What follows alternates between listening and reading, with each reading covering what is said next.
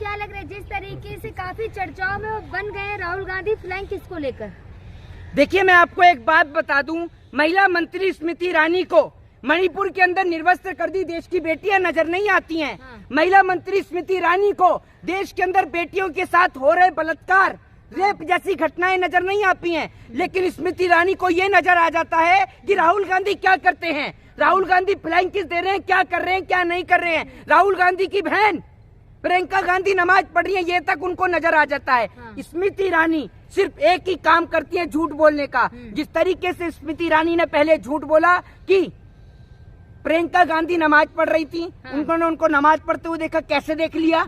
आप उनकी personal security guard हैं, आप उनकी पीएसओ लग रही हैं, क्या है आप? दूसरी बात ये, राहुल गांधी ने सदन के अंदर जो है वो इस तरीके का एक एक्सप्रेशन दिया, क्योंकि सदन के अंदर शोर था, तो राहुल गांधी अपनी बात कहना चाहते थे, तो राहुल गांधी ने एक्सप्रेशन करते हुए ये कहा कि मैं कुछ बोलना चाहता हूँ। झूठ तो नहीं बोलेंगी ना जी?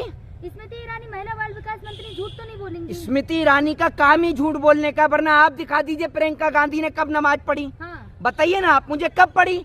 स्मृति ईरानी का काम ही झूठ बोलने का है। सांसद भी झूठ बोल रहे हैं, बाकी 20 महिला सांसद भी। देखिए, मैं आपको बता देता हूँ, पत्रकारों की कोई गलती नहीं है। जिस तरीके से स्मृति ईरानी खुलेआम दिन दहाड़े पत्रकारों को धमकाने का और डराने का काम करती हैं, इसीलिए पत्रकार उनके खिलाफ सवाल नहीं पूछता। तो इस बात में कोई दो राय नहीं है। मैंने देखा है कि उनके गृह राज्य के अंदर किस तरीके से स्मृति ईरानी पत्रकारों को धमकाने का और डराने का काम करती हैं। और मैं आपको बता दूं, जो आप बात कर रही हैं कि राहुल गांधी के फ्लैंक किसके, देश के प्रधानमंत्री अपनी सभा में किस तरीके का एक्सप्रेशन दिखा रहे हैं, पूरे देश ने देखा है, वो आपके सामने भी है। किस तरीके से मुख्यमंत्री शिवराज सिंह चौहान, सुन लीजिए, किस तरीके से मुख्यमंत्री शिवराज सिंह चौहान फ्लाइंग किस दे रहे हैं, आपने देखा होगा किस तरीके से। जी, आपको आता है करना? बिल्कुल आता है, क्यों नहीं आता? एक बेटा अपनी माँ को दे सकता है, एक बेटा अपनी माँ को दे सकता है, एक भाई अपनी बहन को दे सकता है। राहुल गांधी सदन के अंदर, आप क्या समझ रही हैं, सदन में जब इतना बड़ा गंभीर मुद्दा चल रहा हो, जहां देश की बेटियों को निर्वस्त्र कर दिया हो, जहां राहुल गांधी सदन में लगातार मणिपुर को लेकर विपक्ष से सवाल पूछ रहा हो, जहां राहुल गांधी मणिपुर तक पहुंच गया हो, जहां प्रधानमंत्री मणिपुर जाने को तैयार नहीं, मणिपुर का मां बोलने को तैयार नहीं, तब विपक्ष का एक नेता ऐसे दौर में मणिपुर जाता है और सदन के अंदर, सुन लीजिए, सदन के अंदर मणिपुर को लेकर अपनी आवाज को उठाता है। तो आपको लगता है कि ऐसे में राहुल गांधी जब बेटियों की आवाज को उठा रहे हैं, महिलाओं की आवाज को उठा रहे हैं, उस वक्त पे क्या वो सदन में फ्लाइंग किस देंगे? ये बात तो खुद स्मृति ईरानी को बोलते हुए सदर शर्म भी आनी चाहिए कि वो सदन में किस तरीके के टॉपिक पे किस तरीके की बात कर रही हैं। असल में स्मृति ईरानी का उद्देश्य, चुप रहिए मैडम, मुझे पता है आपको बहुत तकलीफ हो रही है, दिक्कत मत लीजिए। आप जैसे पत्रकारों का एक इलाज है, जब ज्यादा जले तो लगाइए आप बर्नॉल, और बर्नॉल लगा के करिए आराम। अब चुप रहकर सुनिए जी। राहुल गांधी अपने परिवार को दर्शा रहे हैं, इस तरीके की हरकत, खानदान को दर्शा रहे हैं। नहीं तो राहुल गांधी के खानदान को, अरे आप जिस राहुल गांधी के खानदान के ऊपर आरोप लगा रहे हैं ना, उन्हीं के जो पिताजी हैं राजीव गांधी, जिनको बम से उड़ा दिया गया था लिप्टे के द्वारा, लिबरेशन टाइगर ऑफ तमिल के द्वारा, आपको याद होगा उनकी दादी। अरे आपने क्या किया? आपकी पार्टी का कौन सा नेता मरा, जरा ये तो बता दीजिए।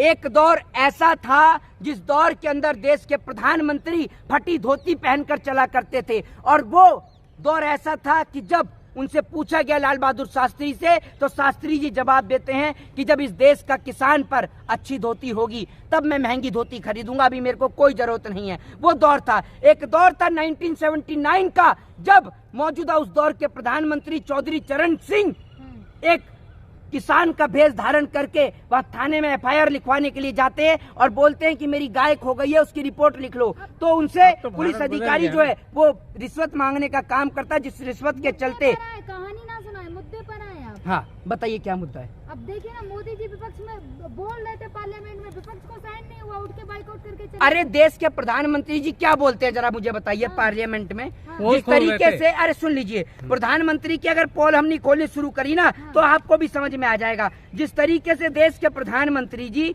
जिन तमाम चीजों पर विपक्ष जो पार्लियामेंट के अंदर बात कर रहे हैं, उन तमाम चीजों के काले चिट्ठे मेरे पास में हैं। मैं आपको बता दूं कि इस देश के अंदर देश के प्रधानमंत्री जी ने व्हाट्सएप का ज्ञान नहीं पढ़ता। व्हाट्सएप का ज्ञान पढ़ने के लिए, व्हाट्सएप का ज्ञान करने के लिए आप ही लोग हैं, मैं अपने घर से प्रॉपर पढ़ के आता हूं। ये इतिहास का ज्ञान है जो तमाम न्यूज चैनल जो हैं ये गोदी फर्जी मीडिया तो नहीं है, फर्जी तो नहीं है। मैं आपको इनका सोर्स भी बता दूंगा, आपकी तरह सूत्र वाला सोर्स नहीं है इनका, ठीक है ना। मैं आपको बता देता हूँ, इस देश के अंदर 9,64,000 पोस्ट जो है वो सेंट्रल गवर्नमेंट के अलग अलग सिविल डिपार्टमेंट में खाली पड़ी हैं। जब देश के प्रधानमंत्री जी रोजगार के ऊपर पार्लियामेंट में बात कर रहे थे तो मैं देश के प्रधानमंत्री को बता दूं कि 1,55,000 से ज्यादा इंडियन आर्मी के अंदर, इंडियन नेवी के अंदर और इंडियन फोर्स के अंदर, एयरफोर्स के अंदर खाली रिक्त पद पड़े हैं। यानी केंद्र सरकार के अंडर, यानी सेंट्रल गवर्नमेंट के अंदर जो है वो 11,19,000 रिक्त पद पड़े हैं। लेकिन हमारे देश की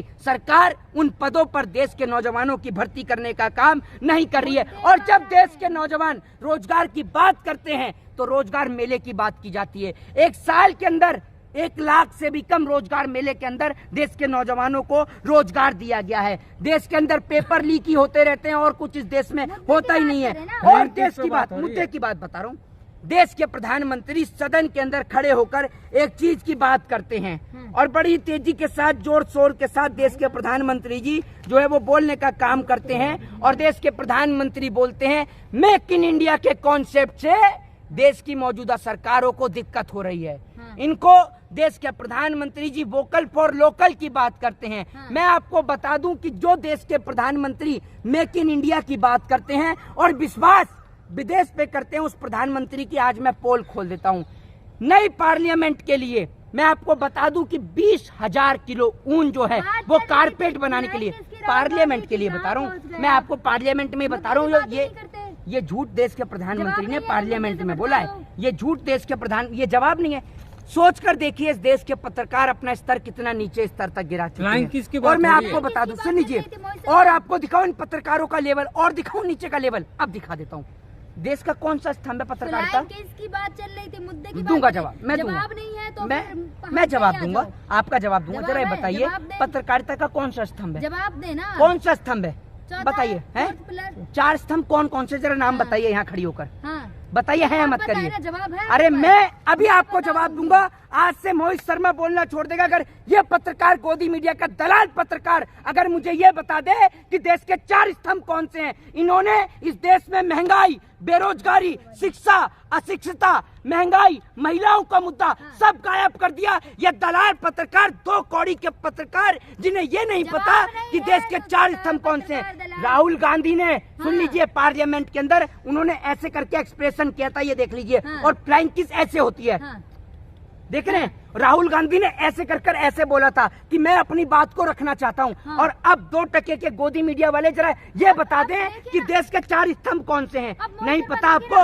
अरे बता तो दीजिए, बता तो दीजिए। शिवराज सिंह चौहान भी फ्लाइंग किस दे रहे हैं, वो भी आपका पड़ोसी, आपका रिश्तेदार है, आपका मामा फ्लाइंग किस दे रहा है खुलेआम। तब नहीं दिख रहा जब इनका मामा फ्लाइंग किस दे रहा है।